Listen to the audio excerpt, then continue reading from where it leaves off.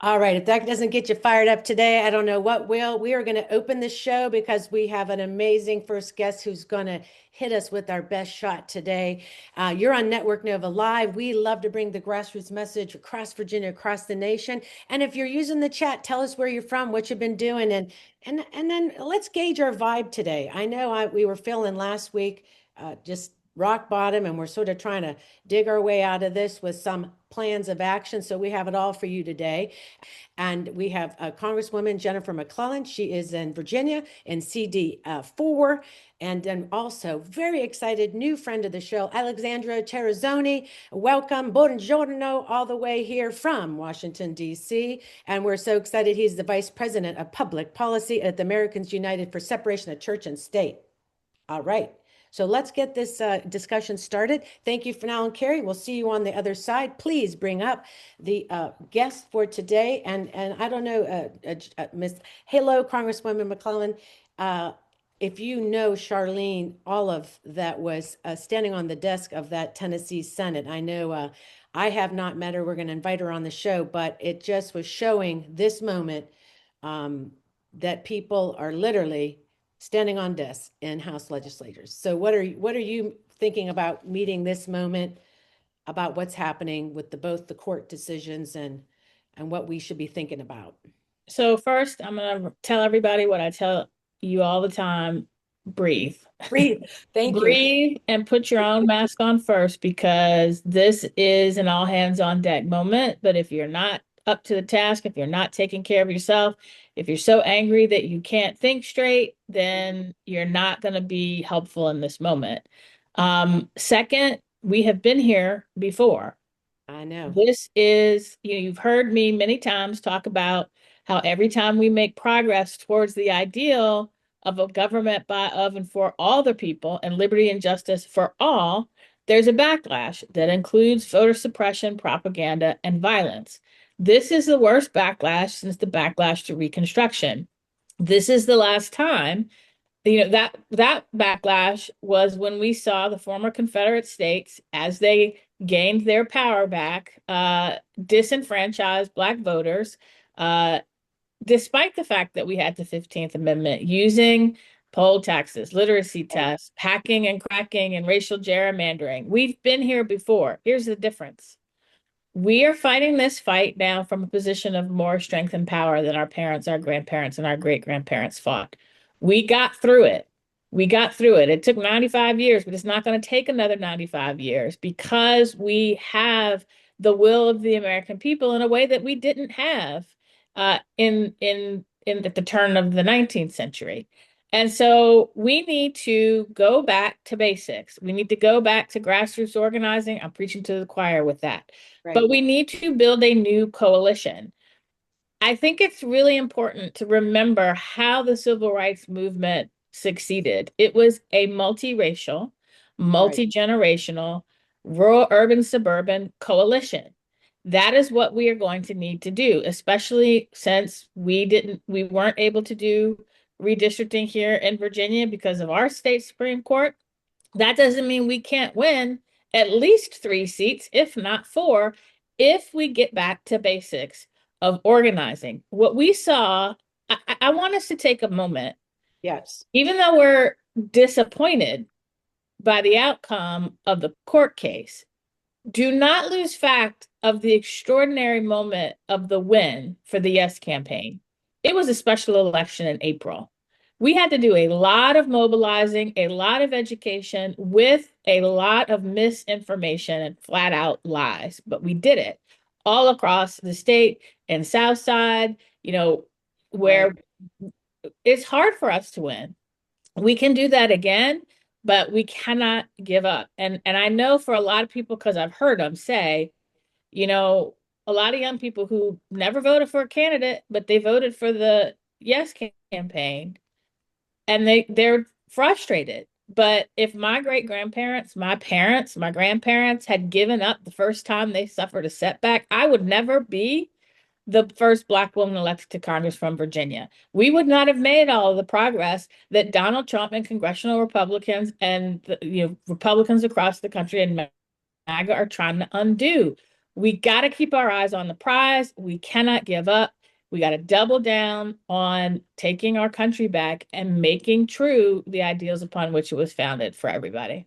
Yeah, and what I'll say, thank you for that. I think that's where we're at for sure. And so with that said, I think what you pointed out is something that we need to understand, that people were willing to, people understood the moment. People voted for that yes because they understood, right?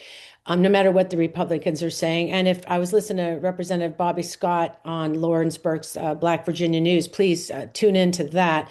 He really unpacked the whole decision-making part of the Supreme Court, and it's really worth a listen because it was really more their feelings and a story about why they were voting no, and it wasn't really the legal decision. Bobby Scott was pointing out was very weak, and what we see with both the Supreme Court is a determination to really have minority rule in this country. And I think we have to, in your opinion, I mean, my thought is we need to understand clearly what's happening to be able to change it. So with that said, like really, it's really important how we talk about it, especially for elected people, how we frame it for people to understand it, and then for grassroots people for how we fight it, right?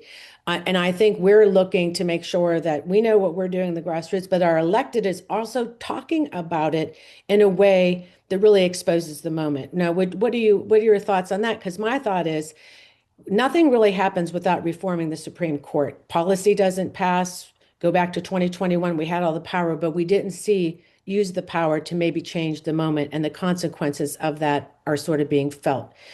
So with that laid out in front of us, let's get real. What do we need to really look about from an elected level, from your Yeah. view, what you can do, and then from the people's view, which we know what we need to do. But what are your thoughts right now that you're thinking, geez, what I can do now? What am I going to do? Well, we can't reform the Supreme Court if we don't win the midterms. That's We true. can't we can't reform the state Supreme Court if we don't keep the majority. We It don't keep all the comes power. back to the power of the vote.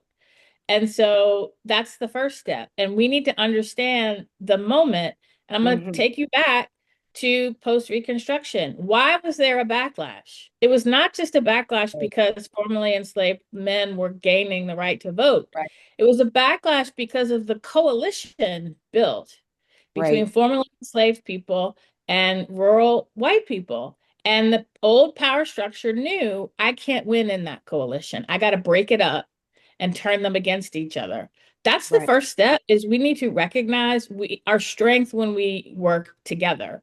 Our strength when we build a multiracial, multi-generational, multi-geographic coalition. And we need to mobilize to win these elections because what is happening across the South is a power grab so that Donald Trump keeps a MAGA House of Representatives. Don't sleep on that. We cannot take our Right. we can't get distracted with what are we going to do when we get the majority? Because if we don't get the majority, we're going to lose. We're going to lose Yeah. everything, and we're going to keep going towards a MAGA vision of what this country is. So, what do we need to do right now? We got primaries coming up pretty soon, and we got 6 months to the general election. I We know need it's to be building, not just, we've got pretty strong grassroots, but we need to build it even more. And we need to make sure, regardless of what candidates get the nomination, regardless of what candidates and the official party structure do, Mhm. we need to organize our communities and make sure we are registering voters, that we are turning out voters, and we are getting not just here in Virginia, but we all have friends, and I know there are people watching this from all across the country. We need to mobilize in the South like we haven't mobilized since the civil rights movement. Right. We cannot take a single vote for granted. So that's what I'm focused on. I can't control what happens when we get the majority until we get the majority. So, and then we Well, can focus on the specific types of reform we need. I mean, here at yes, the federal level, how about we strengthen the conflict of interest rules? How about, I mean, there are lots of things that we there's can a do. list of things we need to do. And I don't want to make that comment be that distracted from. I think it's really understanding why we're here, that we have elected people, and then the John Lewis Voting Rights Act. Like if you go all the way back to how we behave, I think that when we go out and work really hard talking to voters that they want to put their faith in the Democratic Party and our brand. So it's really important that, like you said, it kind of does matter what candidates that come through the primary, because we got to count on them to believe in them, that they are going to understand the moment. If you're meant for the moment, because if we can't ignore it, in my mind, at least that's me in my Well, activism thought, is let that me put it this I way. can count on you. I have Yes, not met a single candidate running for Congress, at least. I right. haven't met every candidate running. I have not met a single candidate running for Congress in the Commonwealth of Virginia that doesn't understand this Understand the movement. moment. All right. Well, I So, agree with you on that, what I've yeah, seen too. I just feel like when we look across the board where these little decisions have made, where the consequences of those are the things I think what people like our brand, if you look at the Democratic brand, I think as people, like Fernando always like to talk about it, we're a great value brand party, how we feel about things, how we take care of people, but why we're so low in the polls. There's a disconnect there that I think we need to address. that we could spend an hour on that, but I think Yeah. a big reason there's a disconnect in the polls is because Democrats don't brag about the work that we do. That's why we lost in 2021. We didn't brag about what we did when we had the Didn't tell Democratic people. trifecta. Yeah.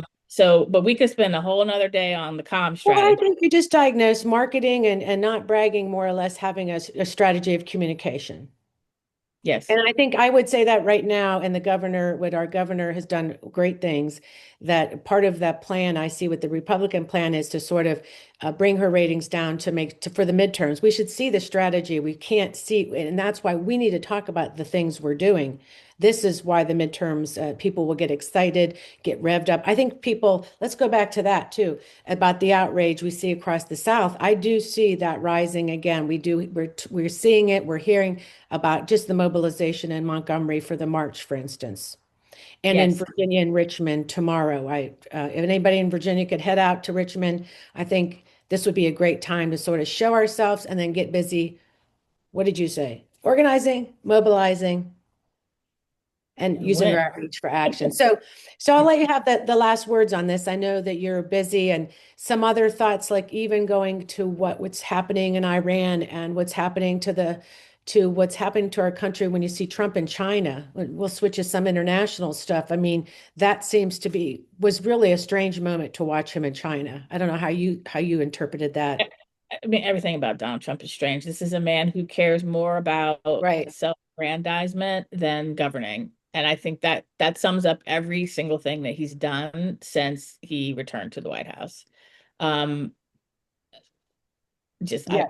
I try not to focus on him too much because he brings my Not him, mental. but this relation to China, and because it's the Iran war and the midterms are coming up, we see this. I think people will be paying attention maybe to their pocketbook. Well, you can't help it. I mean, given Right. the gas prices, I mean, people have been priced out of access to healthcare. Childcare is unaffordable, groceries are unaffordable. I mean, I think a pound of ground beef costs more than the federal minimum wage for an hour. Right. Um, and that's what's so frustrating about MAGA is Donald Trump came to power saying he was Right. going to lower costs and get us out of forever wars, and he's done the opposite. And meanwhile, he is systematically dismantling all of the progress that we have made towards making the ideals upon which the country founded were true for everybody. And I think, my number one message is yes, be angry, but turn that anger into action and make Mhm. sure, ask yourself in the next 6 months, how many people can I register to vote? How many doors can I knock on? How many phone calls can I make? How many postcards can I write? And I know you do it all the That's what we time. do. Everybody on this call does it all the time. But this is a moment where we got to double down. And when you're tired and you're angry and you're frustrated and you're like, it doesn't matter, why am I doing this? And you want to give up, remember that it's time to level up and make Yeah. sure we're gonna make sure they see it doesn't matter how many obstacles you throw in our way. We're gonna go over them, through them, around them. We're getting to the ballot box and we are voting you out, MAGA Republicans. And then Donald Trump in 2028, you're out of here. Yeah. I mean, I think Marshawn, that Louisiana resident, said it just so eloquently, all wrapped up in one, right? And if you go back to the presidential election with Kamala Harris, it wasn't about the price of eggs. We see it now. It was the price of power. It was wanting power at all costs. So I think, paying attention to that. And then as activists, when we get out, I think Representative Bobby Scott said something very similar to you. And really, maybe even looking at how we do it is differently. And we really need to look for into these districts and really get out there to talk to voters in maybe new We ways. cannot leave any corner of the Commonwealth untouched. No, We cannot. And we can't remember Abigail Spanberger is our governor because enough people believe she could beat David Brat, and then she did. I know.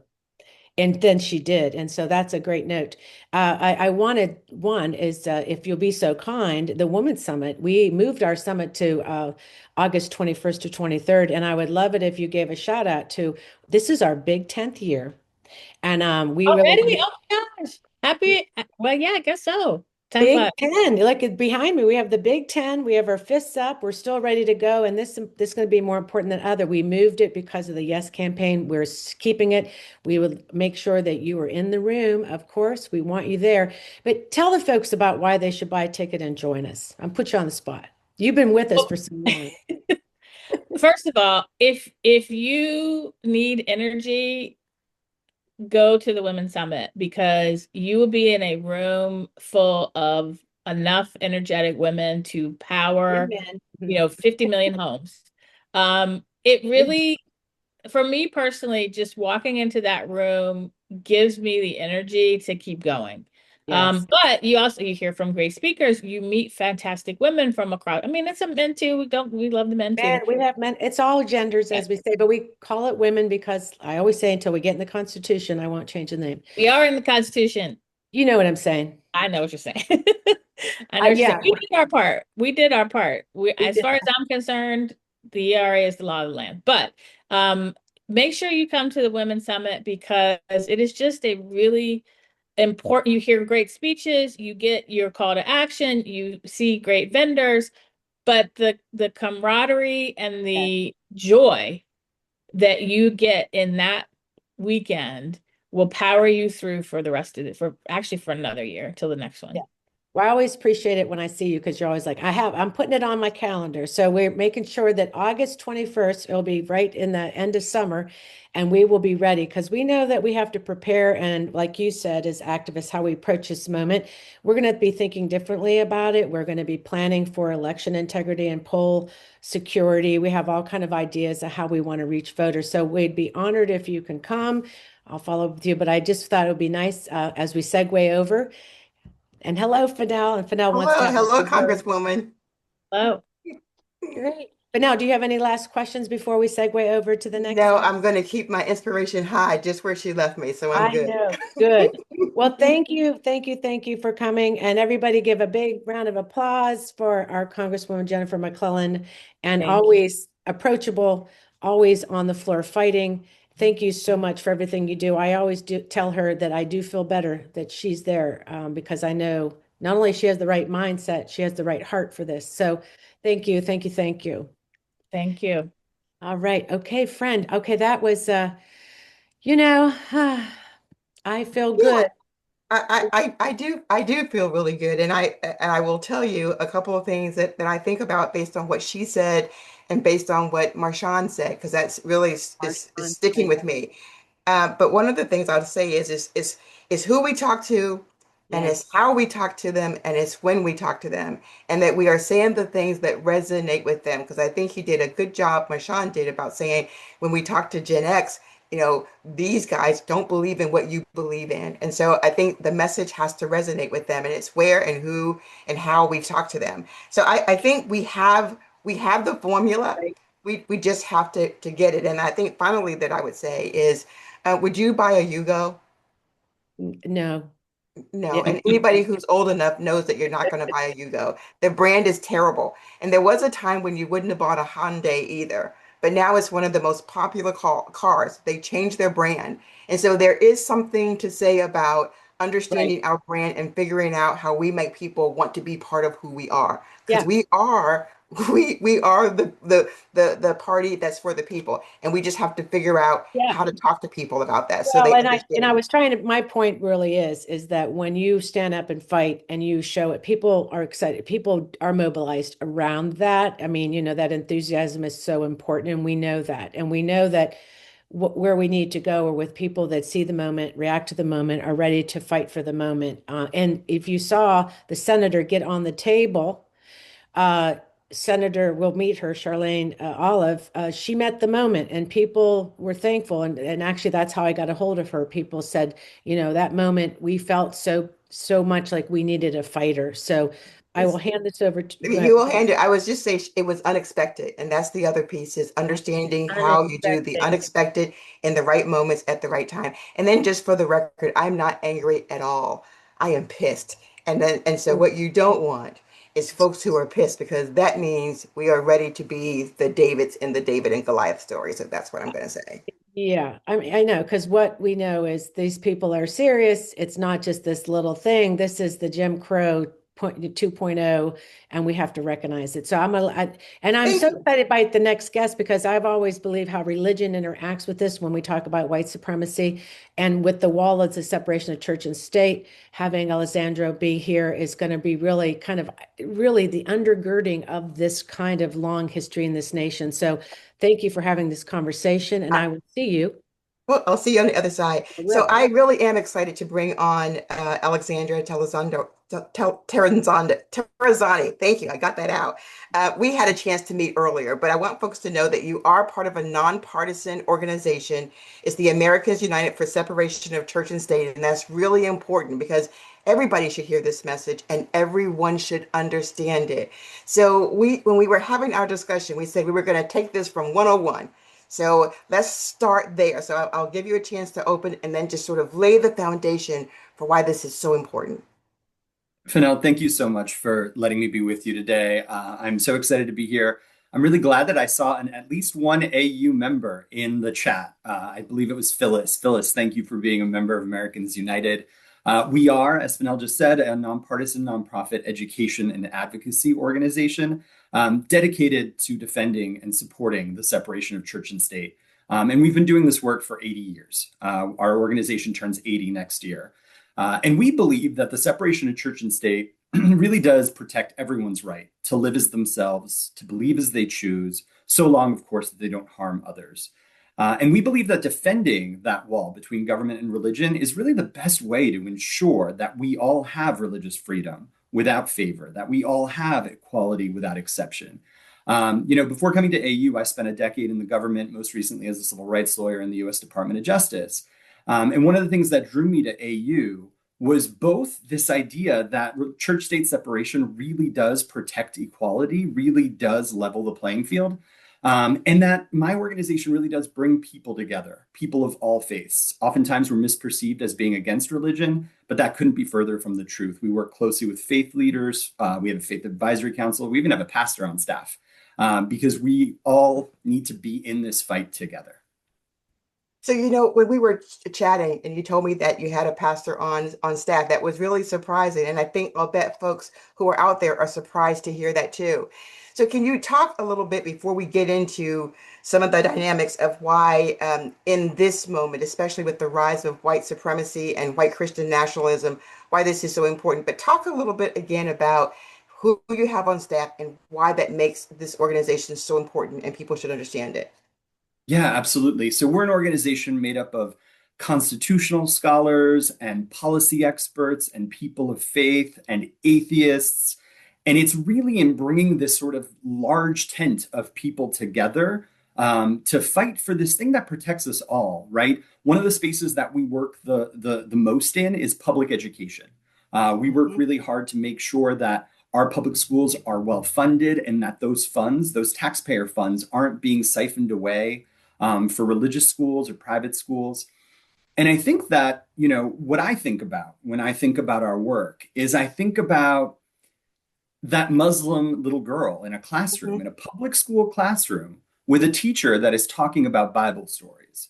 Or in a classroom, that queer kid in a classroom where the Ten Commandments are posted up on the wall, and how that necessarily makes people feel excluded. or candidly, that Christian student that doesn't share that exact Christian set of beliefs that a state legislature, not a church, not a family, not even a school district, a state legislature has decided needs to be pushed on our children. And it's in doing this work, we ensure that all kids, no matter their religion or lack thereof, or their LGBTQ plus status, can access public education equally. We ensure that people can access healthcare equally and aren't going to be affected about religion influencing what kind of care they can receive, about people accessing government services equally. And that's a big part of where the fight is right now, because as you know, the Trump administration has been hitting us with white Christian nationalism like it's coming out of a fire hose. Mhm. And that's what we're working to stop, because ultimately we are defending ourselves. We're defending all Americans when we defend church-state separation. So let me ask a question because I'm really curious about it. So these folks in this white Christian nationalist push, there is a root cause for that, for why they're pushing so hard to get that inside of schools, to get that in people's heads. As you are working through this, talk to us a little bit about the why. Why is this so important to these folks to have the Ten Commandments, to have them talking about the Bible in that way, to have these white Christian nationalists really pushing? Can you give us the root cause of that? I mean, it's the root cause of everything, isn't it? It's power. It's about power. And look, it's no surprise that they start by attacking public education, because public education has long been that bulwark, right, against us losing sight of who we are as a democracy. We are watching in real time things like the Trump administration's Religious Liberty Commission, so-called, rewriting our history. To say that America was started as a Christian nation when we know it wasn't, right? This idea of secularism, this idea of religious freedom for everybody, regardless of their belief, is so fundamental to who we are as a nation. But in this moment, white Christian nationalism is being leveraged to hold on to power, to increase power. And it's really coming at us from all sides. And I think that it was really interesting. Recently, on April 30th, the Trump administration issued a report of its anti-Christian bias task force. And one of the most, there was lots in there that was problematic and chilling and upsetting. But one of the most problematic parts to me, chilling to me, was this sentence that said essentially that one of the things that in their view, the Biden administration did wrong was considering governmental interests in anti-discrimination over the belief of American Christians. And then they went in to talk about, what they call gender ideology. But that sentence sitting on its own means something much heavier, right? It means privileging Christian belief over discrimination based on race, disability, sex, all of these things. It takes away it purports to take away some of the most important protections that we have that make us the society that we are, right? A society where everyone can access America equally. And so that's really scary, but that's what they're saying, right? They've taken these masks off. They are saying the quiet part of loud. All those euphemisms are true in this moment. So here's my other question before we get into what we do about this and how we talk about it in ways that everyday Americans, because that is part of our problem, is that the bigger circle outside of this call and maybe 1 to 2 separations just don't get it. And there are probably many churchgoers who are Christian who hear Christian and think everything's okay. That's the way that it should be, because they have no idea about how it can really affect them. So my question then is, how do we sort of separate the fact that they sort of draw people in with Christian, that people think of all faiths like, oh, that's for me, that's my interest? How do we sort of help them separate that is not really what's happening here? That's a really good question. What's important to remind people, and I think that oftentimes we think about keeping religion out of government, but it's also about keeping government out of religion. Like ultimately, the separation of church and state protects people of faith, because it tells you, including Christians, you don't have to believe in this particular set of beliefs. You can set your beliefs as you see fit, provided that you're not harming anybody.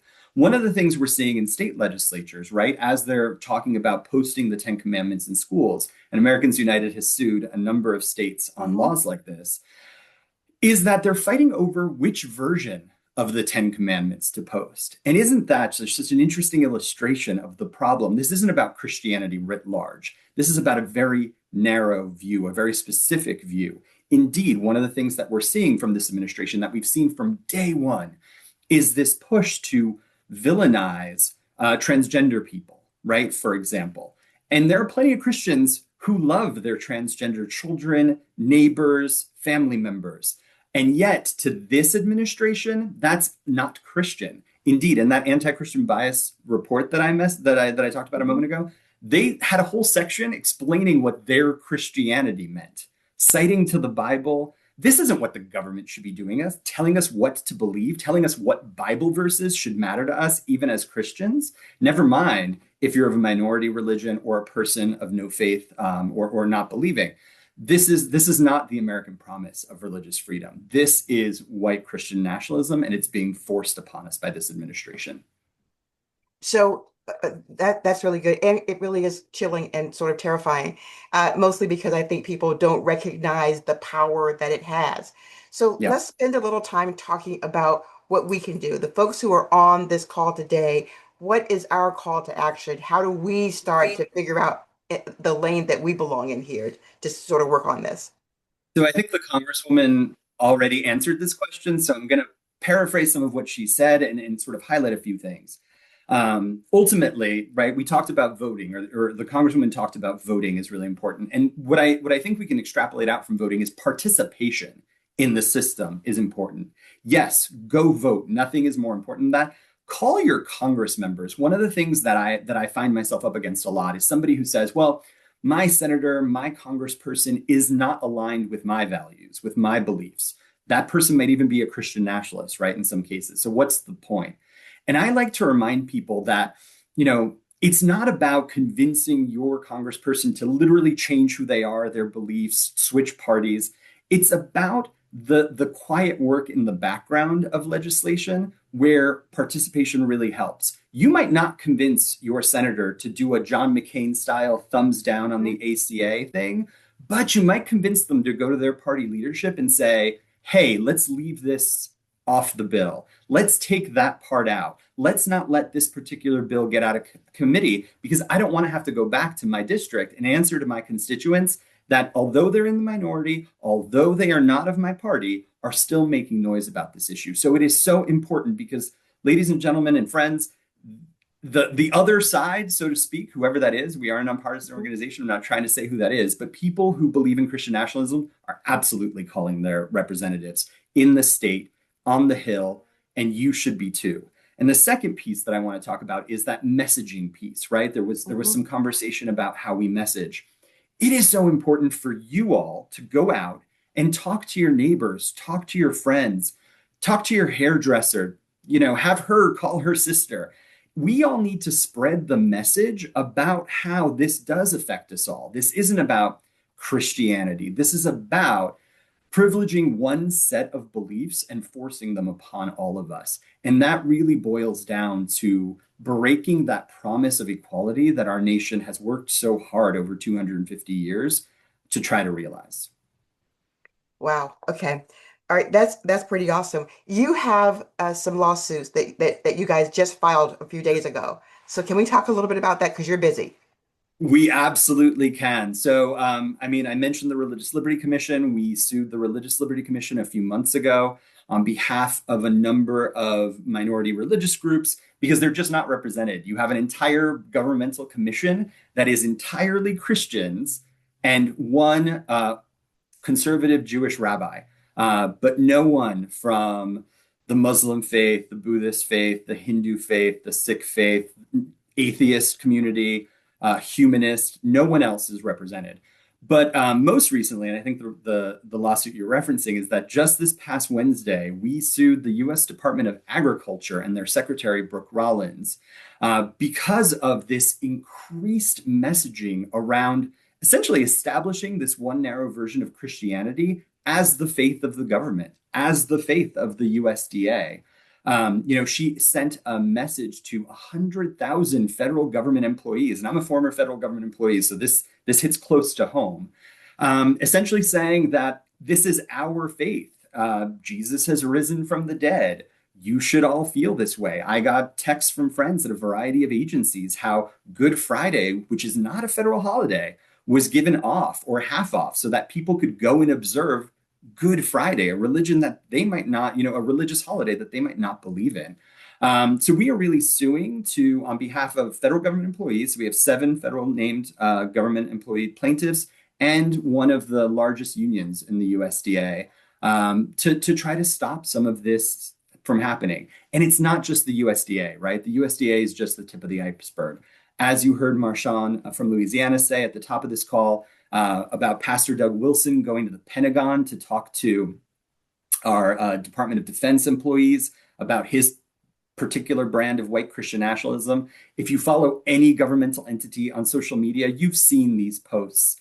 There was one like the USDA actually issued one that was so perplexing. It was just like cows in a meadow and like Bible verses. What are we doing? We're not serving the American people with these things. We're sending a message of white Christian supremacy and nothing more.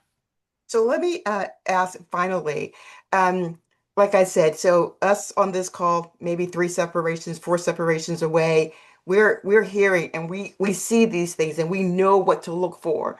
What is the best way? I know you said mobilizing, organizing, talking, but what is the best way for us to get messages out in a big way, where lots of people are finally understanding what this all means? And it may be something that you guys already do, but I don't know, any tips that you have for us in terms of how we might convert this into language like Marshawn and others that really sort of hit at people to understand the criticality of what's happening here. Yeah, so there's 2 things that come to mind. Number one is tell your own personal story. Think about these instances. Think about how you would feel if you went to a hospital and let's say you were a veteran and a VA hospital, and the doctor at the VA hospital wanted to pray above you. Maybe that would make you feel good. Maybe that would make you feel uncomfortable. Think about if you, as an American citizen, went to a food bank to get a bag of food. Right? We know that prices are going up, and somebody mentioned the price of a pound of beef. But before you did that, you had to sit through a religious service that wasn't your religion. How would that make you feel? So think about that from the perspective of your own personal experience, because as we know, when you connect it personally to you, to your community, to what makes sense, one of the things we find when in the public education space is that everybody likes to have an opinion on public education until you're talking about the hometown high school. And then everybody loves that hometown high school, right? 90% of American kids go to public schools. That's why we want to protect them. And the loss of that hometown high school, the potential attack of like a school voucher program in a state on that hometown high school really hits close to home. So I think that that's really important. And the second thing is connect the dots for people. People hear church-state separation and they're like, oh, it's this very niche, this very like specific little thing. But talk about how it touches everything. It touches reproductive rights. It touches racial justice. It touches LGBTQ plus rights. It really ultimately is about this concept of all of us having dignity in our society and accessing our systems, our government services, our public education equally. Wow. Alessandro, has been really fascinating and awesome. I got to hear it twice. And so for those of you who are hearing it the first time, really, you really have to go back and let it sink in, because these really are things we can do. I hope that you have some time to spend with us in the after chat. I'm sure folks have lots Absolutely. of questions that they'd want to ask too. Thank you so much for joining us today. Guys, it's Alessandro. I'm going to get the last name right this time. Terrazzoni. So thank you so much. Thank you so much. And if I may just say, if anything that I said was interesting, please go check out au.org, learn more about us, follow us on socials, which I see are in the chat. And just thank you so much for having me here for this conversation. It has been my pleasure to talk to you twice and maybe in the after chat 3 times. Thank you, Alessandro. I love it. Thank you. All right. Well, here I am, but who's next? Oh, that would be me. I think that's me. I'm That's pretty you. excited. It's funny because I think of the separation of church and state as something that we hear about all the time, as he had said, as Alessandro said. I don't think that we really like internalize what that means in the modern era, because it's insipid. It's showing up in places you don't expect, in ways that you don't expect, and almost like you wouldn't even think that that's a problem, but then you're thinking, well, that's not, no, we should not be paying for that. Wait, that's not right. It's one of these things that kind of sneaks up on you. So, um, well, I know that many of us are ready to kind of turn the corner on sort of looking back and in terms of getting back to some of the things that Congresswoman McClellan had just talked about with the sort of the processing and debriefing of what happened with the Yes campaign and how it was overturned. And I really wanted to kind of get in the weeds, have a family meeting with everyone on the call today, because that's exactly what we did last night with Cova Coalition. And I really wanted to sort of report out and let you know some of the things that we talked about and where I really feel like some of our lessons are and what we've learned. And so the team asked me to kind of chime in on this. I think basically my biggest lessons on all of this, to sort of looking back, is that yes, we did win at the ballot box, and that is not for nothing. It is to remember that we did reject this power grab. That is really important. And it was a collective demand for fair representation. And I think what we are asking now is, what is the structural way to accomplish this? And that might sound like a very privileged question to ask. As Congresswoman McClellan said, these are questions that we need to answer after we win. But it is something that we do need to look at, the structural way for us to demand fair representation. The other thing that we learned is that the grassroots can really pivot quickly and that we have a lot of power. We really put together our own Yes campaigns. And when you look at what we accomplished with our messaging and our strategy, I think that we could go toe to toe with the best paid political consultants in the nation with what we came up with. And I'm really proud of that.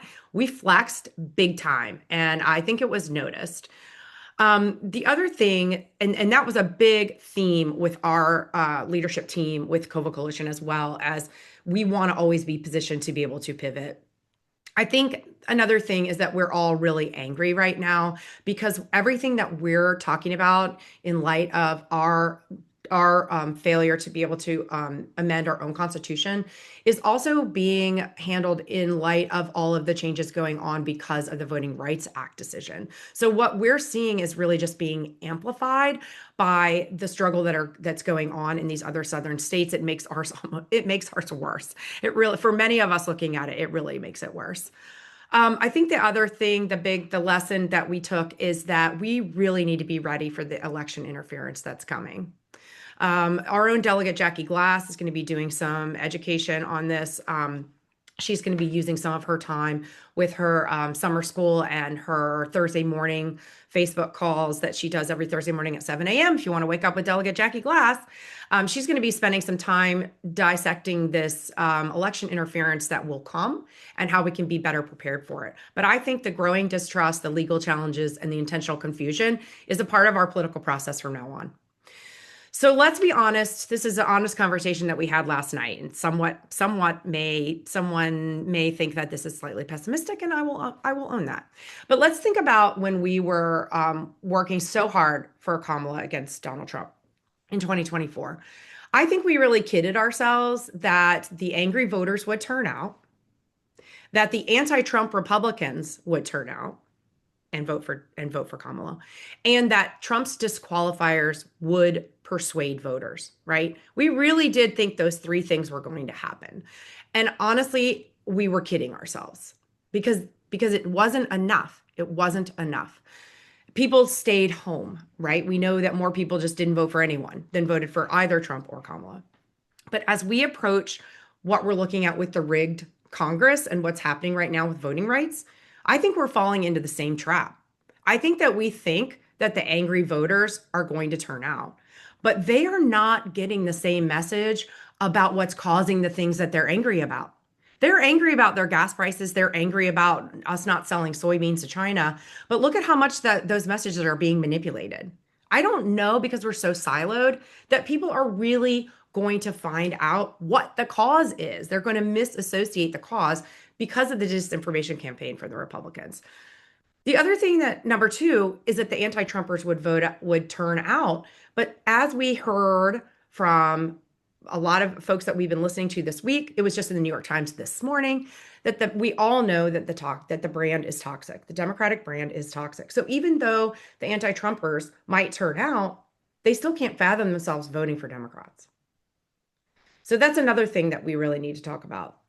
And then I think the fact that we thought Trump's disqualifiers would eventually speak for themselves and persuade people, it just wasn't enough to persuade people out of that loyalty trap that only the Trumpers and only the MAGA movement have been presenting in our lifetimes. Like, we cannot really relate to any of this. And we've been talking about cults and Project 2025, and this is still a big surprise.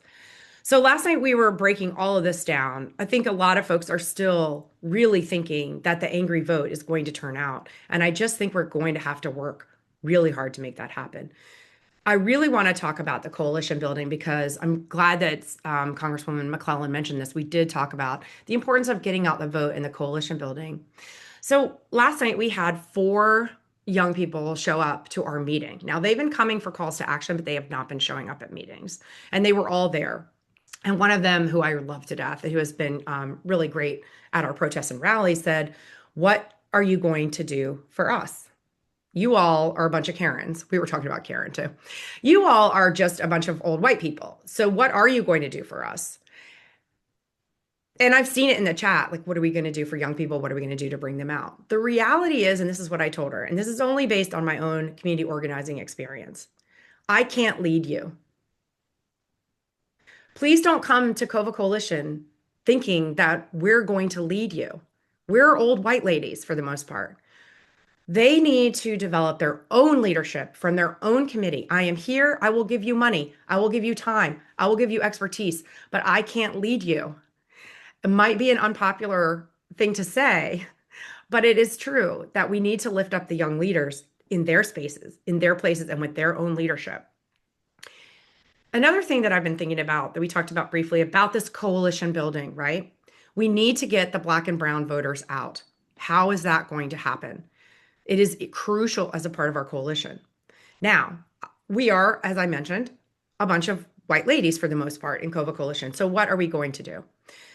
Well, as far as I understand it, as these Black voters and brown voters are going to be dispersed in their own communities because of this redistricting and because they are trying to get their vote suppressed, they're trying to suppress their vote among MAGA.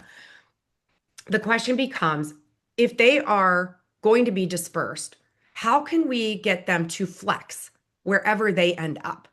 How can we get them to show up and vote despite the fact that they've been dispersed? Could they potentially flex and influence more House elections because they flex the vote? How are we going to get that vote out? This is the new American majority, right? This is what we think about. But how can we access them? For the most part, my experience has taught me that they are disaffected. They were definitely the victims of disinformation with the yes and no campaigns this year. We saw the disinformation happening. They were putting brown people on all the vote no flyers. So it was purposely disinformation, and they were the victims of that. And they're differently organized. I won't say disorganized. They're differently organized in a way that not all white activists understand. So we really need to get in there and, I believe, reap what we've sown as effective grassroots organizers.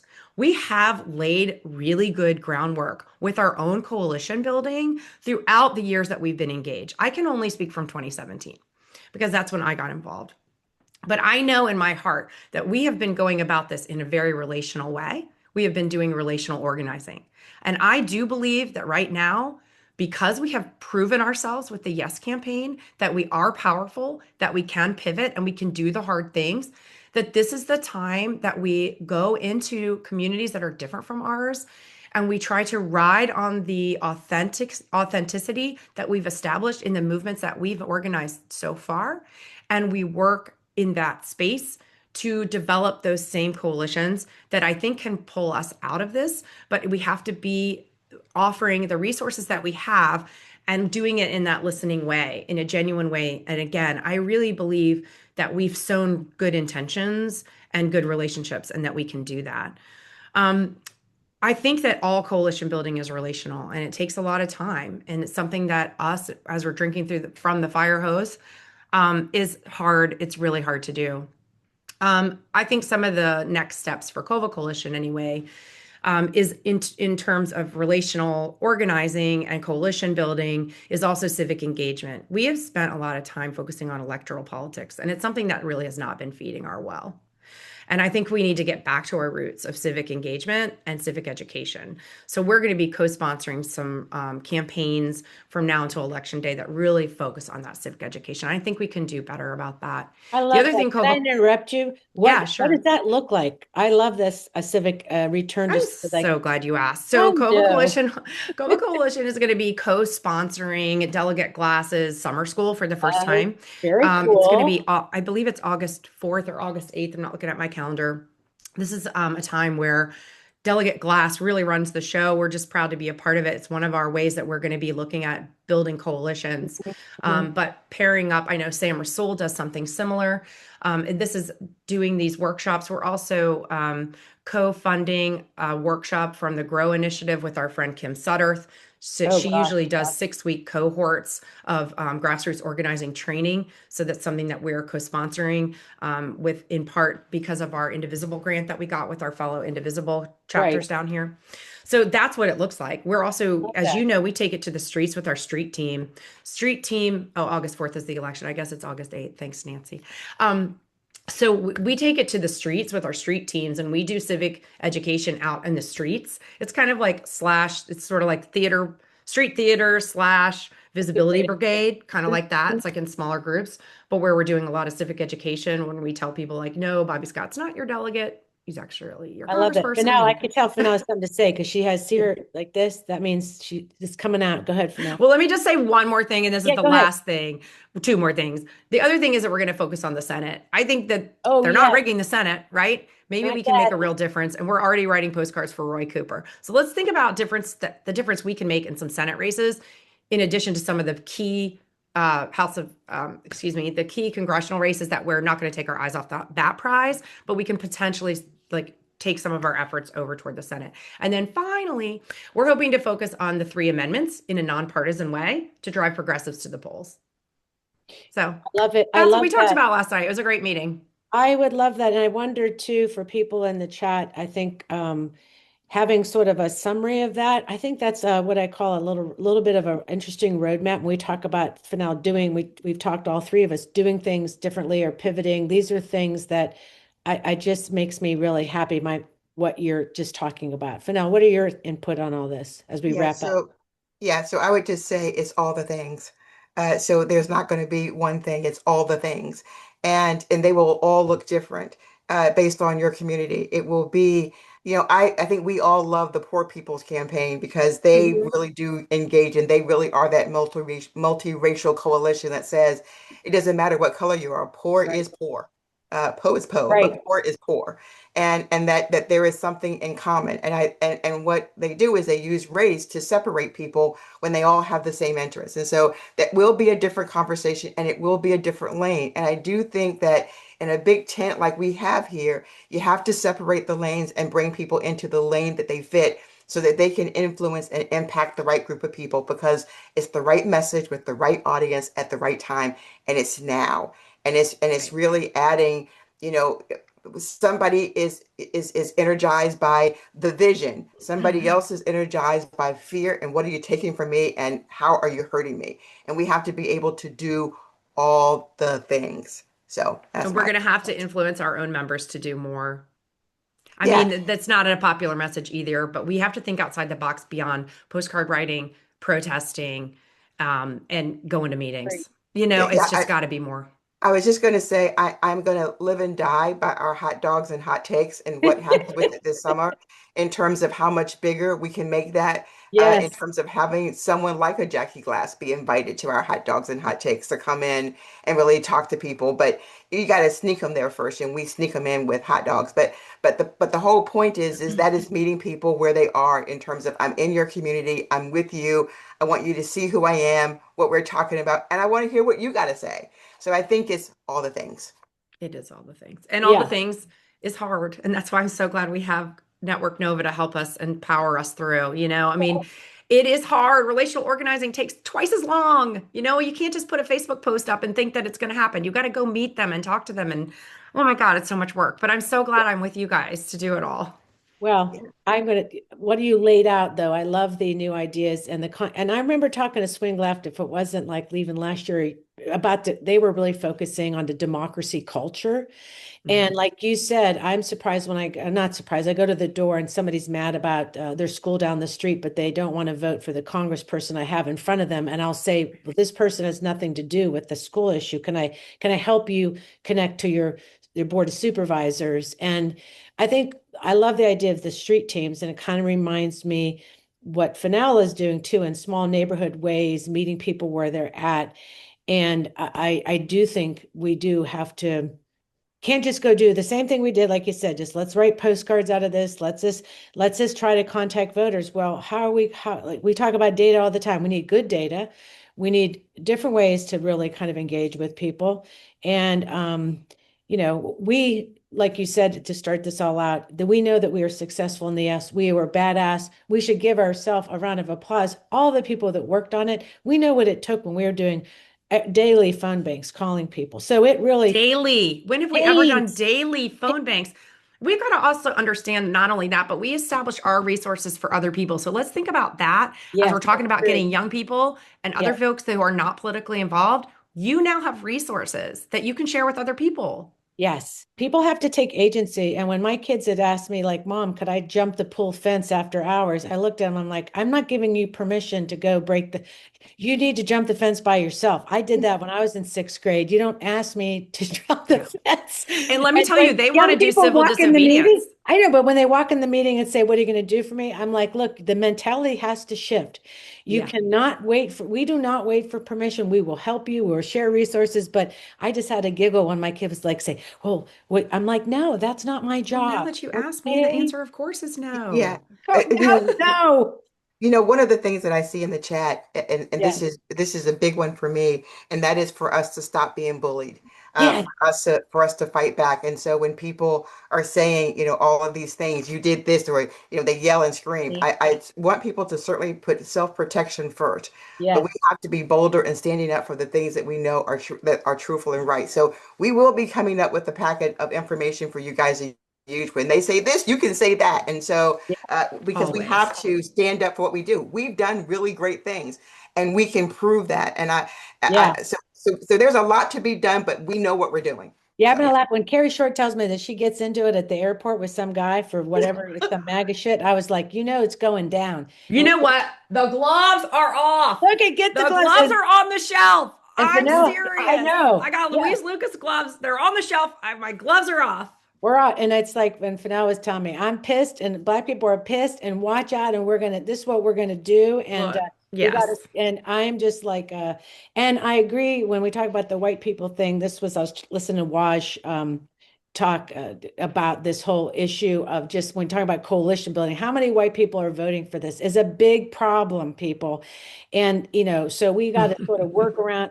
Think of that. It always has been the problem. It's not been the price of eggs. Obviously, we see this rush to just disenfranchise Black people. It's about power. It's about returning us back to An apartheid state. 1859, and we're not going to let people do it. And we're gonna muck it up. And sorry about it. We're not going to go back into 60 years of darkness, and that's for sure. So next week, Bryn Tannehill is going to be here. She is a United States Naval Academy graduate, former aviator.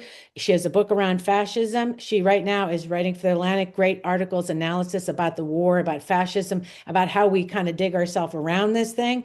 Of course, it's really going to be interesting speaking with her. Just as we spoke today to our wonderful guests, I want to thank Alexandra Terrazzani for being here. I would just love the work that they're doing. It is so important to keep that wall strong. So thank you, Alexandra, for being here. And also Congresswoman Jennifer McClellan is great to be here. And for folks, I'll just say it again. The Women's Summit is going to be a place where we all need to gather, spread the word, help us. We're a little bit, we're really building that ship right now because we were doing the Yes campaign for 4 months, where we usually would be doing everything around the summit, but we're catching up. Trust me, it's going to be good. When you get a text from Rachel Bidikoff, still asking about what more she can do for us and she wants to come and share all the stuff that she's doing. Michelle Hornish is going to be here flying in as well, and we're hoping to get Jess Piper. Some real masterclass stuff on the stage. We're sad that we won't have Carrie with us. I'm still trying to convince her if I can fly her in Saturday night, but we'll see. But we'll work her badassery. Just the in. date change kind of screwed me Well, up, but so did it for all of us, August I 4th know. and the whole Yes campaign. But I'm thinking about the democracy summer classes you're doing as part of our programming. So let's get with it. So thank you for our patrons in the room. I hope we earned your love today with getting more patrons. We need that monthly to come in. That really helps us. If you want to sponsor the summit, please talk to us. We have all kind of great ways to get involved. Anything you want to see at the summit, we need to know. Please let us know as well. Let's get ready, Dennis, to get us